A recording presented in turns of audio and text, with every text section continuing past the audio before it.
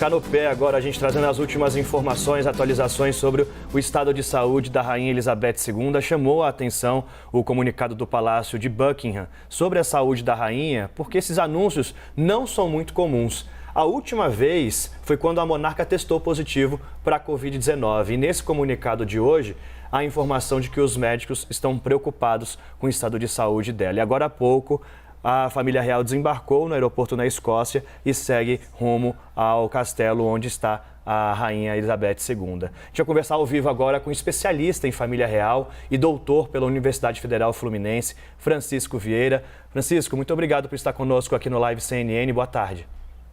Boa tarde, tudo bem? Tudo bem. Francisco, quais são os sinais que já mostram que há algo de exótico, de incomum em todo esse procedimento da família viajar até a Escócia, do comunicado do Palácio de Buckingham? Como que a gente pode avaliar todo esse cenário agora? Eu acho que é uma preparação meio homeopática, né, para um desenlace de alguém que já é muito idoso.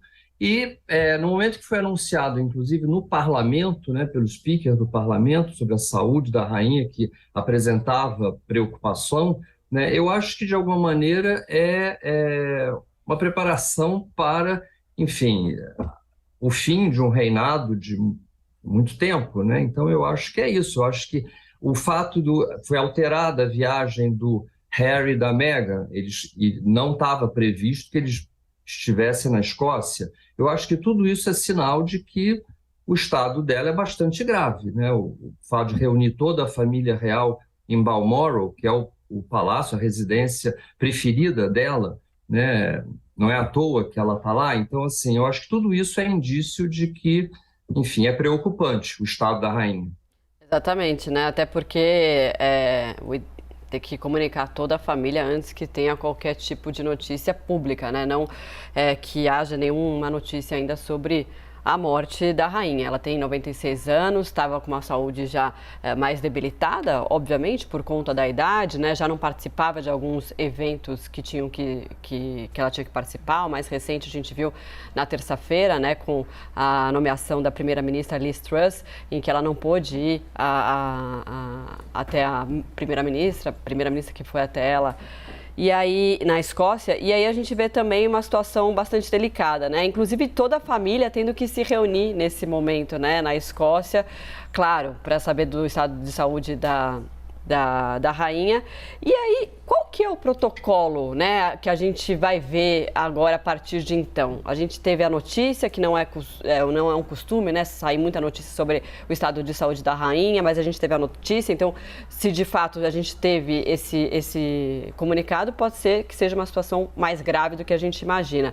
Qual que é o protocolo a partir de agora? Olha, é meio difícil de se prever, né, mas o que acontece é que certamente será anunciado, né, quando acontecer a morte da rainha, e não há vacância de poder. Quer dizer, no minuto em que a rainha morre, o príncipe Charles passa a ser o rei, né, do Reino Unido, da Grã-Bretanha, Irlanda e do Norte, e todos os seus domínios que ainda tem. Então, assim, é automático, né? No caso dela, excepcionalmente, ela estava num país africano, ela estava no Quênia quando o pai morreu. Quer dizer, ela não soube, né, o momento em que ela foi rainha exatamente, porque a monarquia não tem uma coisa lógica, escapa de qualquer lógica cartesiana, né? É uma tradição.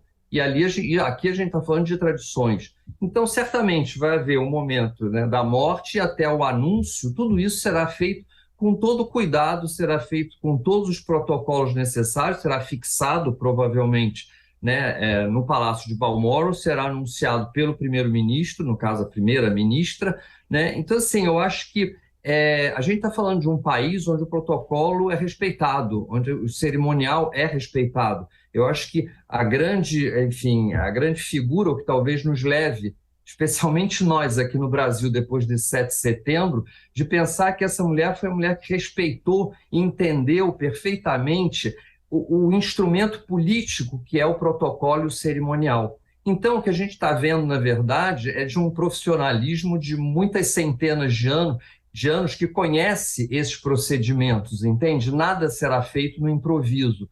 o público não se misturará ao privado, né? Então, eu acho que para nós é um aprendizado, nós que vivemos esses momentos de tanta falta de protocolo, de tanta falta de respeito à cerimônia e às tradições, certo? Irretocável, Francisco. E até pegando dessa linha do respeito aos protocolos, de atenção às formalidades, é dada a isso também a tamanha importância que a rainha tem e o carinho que ela gera. Hoje a imprensa inteira, do mundo inteiro, está voltada para as notícias que saem lá da Escócia.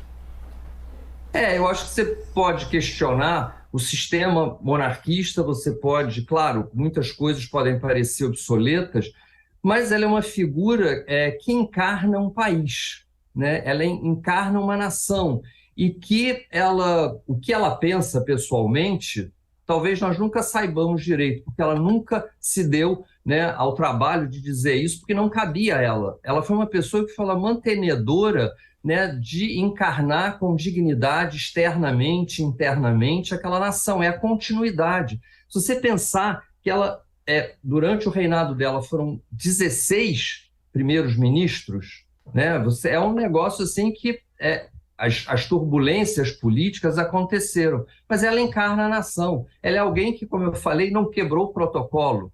Ela sabe o valor e a importância, eu repito, de um protocolo, de um cerimonial que não é firula, não é uma bobagem. Isso é um instrumento político muito grande. É o que desfaz determinadas tensões, saber onde está, com quem está e o que dizer, né? O que ela diz, o que é para ser dito. Ela não governa, ela nunca teve poder de fato de governo. Ela é representante de uma nação. E às vezes faz falta para as nações alguém que realmente encarne com alguma dignidade, né, essa unidade. Por isso, quando você fala que o mundo inteiro vai noticiar, com certeza o mundo inteiro vai mandar representantes para esses funerais, porque é um momento histórico, é alguém que reina há quantas décadas? Né? Então, você tem há 70 anos, então, assim, é um caso excepcional, mas alguém que, você vendo até as outras monarquias europeias ou não europeias, que tem muito poucos deslizes nesse ponto, né? Ela cumpriu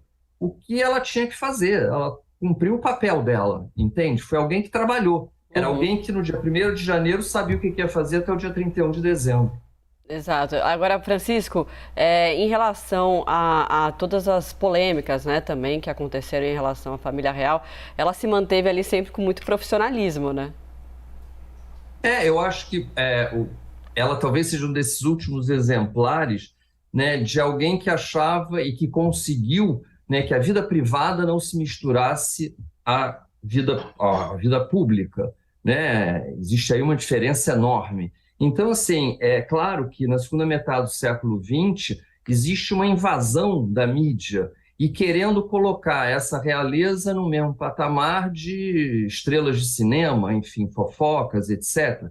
E foi uma coisa meio inevitável, a história do mundo ocidental, a história das comunicações, mas ela é alguém que conseguiu, de alguma maneira, manter um nível de dignidade, enquanto que aquela família, né, vivia situações que muitas famílias vivem, só que assim, invadiram a vida privada, né, quando, na verdade, eles estavam acostumados a ser vistos só com uma distância necessária de uma vida pública. Eles eram figuras oficiais, ela é uma figura oficial, e talvez seja das últimas, né, porque na medida em que essa mistura do público e do privado, né, é tão forte nos nossos dias, né?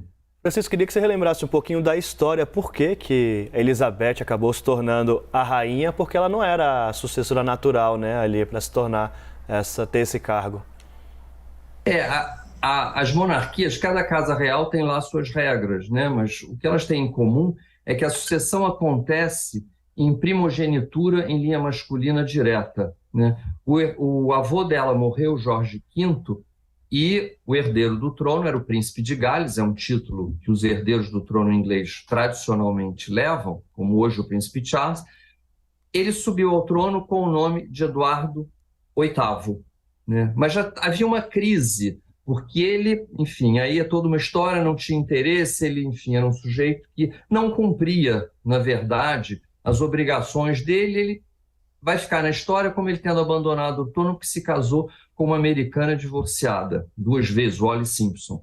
Então ele abdicou do trono, ele ficou um ano, ele não foi coroado, o que é muito importante, né? E o irmão dele, né? O rei que tinha um problema de gagueira, de fala, que enfim não foi feito para a vida pública, né? E que vai sofrer muito com isso, que é o pai da rainha, então teve que assumir. Ele era o Duque de York, passou a ser, usou o nome de Jorge VI. Ele era conhecido na família como Albert. Então ele é o rei. E ela, ele tinha 2 filhas, e a filha mais velha, Elizabeth. Então Elizabeth, na verdade, ela passou através da primeira década da vida dela achando que jamais seria rainha, nem passou pela cabeça dela e talvez do irmão. O irmão, o pai, com certeza queria, né, que esse irmão se casasse e tivesse descendentes. E Elizabeth seria uma princesa colateral. Mas não, a coroa veio parar nela por conta dessa abdicação do tio, né? E quando o pai morreu, em 1952, ela, imediatamente, ela é a soberana, é quem herda a coroa, certo? Foi por esse motivo que ela herdou. E no ano passado morreu, né? O marido, o príncipe Philip, o marido da rainha Elizabeth, morreu. E ele tinha um papel também muito importante ali na vida dela, né? Ele tinha um papel que não era de protagonismo, mas tinha um papel bastante importante.